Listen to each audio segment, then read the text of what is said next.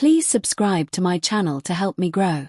The moment I saw her, my breath locked in my chest like someone had slammed a fist into it. 7 years had passed since our divorce, yet the sight of her standing outside that cafe hit me with the same force it did the night I discovered everything had been a lie.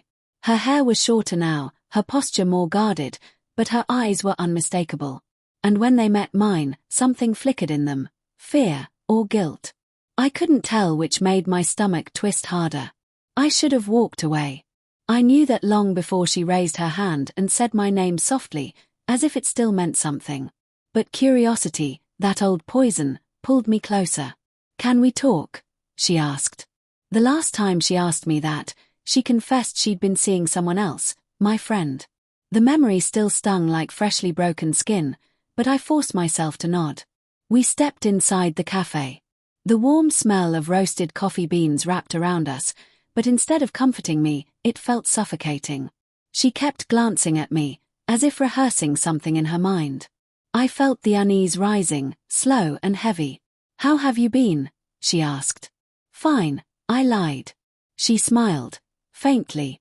"You always were bad at lying." The words grazed a nerve. "So were you," I said, my voice low. Her expression cracked. For a moment, silence stretched between us, thick, charged, and painfully familiar. I expected defensiveness, excuses, or even tears. Instead, she took a shaky breath. "I didn't tell you everything back then." My pulse thudded harder. What else was there to tell? I asked. "You cheated on me. We divorced. End of story." Her hands trembled around her cup. I tried to convince myself it was just loneliness. Or confusion. Or stupid mistakes. But that's not the truth.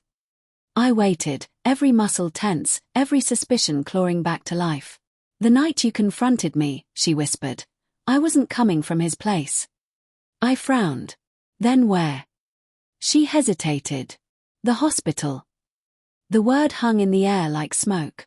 "I was pregnant," she continued, eyes glistening. "And I had complications. I didn't tell you because I wasn't sure the baby was yours." Something inside me buckled. My mind raced backward, her distance, the late nights, the unexplained tears, the argument she avoided. All of it suddenly twisted into a shape I didn't recognize. "So you left me," I said slowly, "because you thought the child wasn't mine?" "No," she whispered. "I left because I knew I'd destroyed us long before that. And when I lost the baby, I couldn't face you. I didn't deserve to."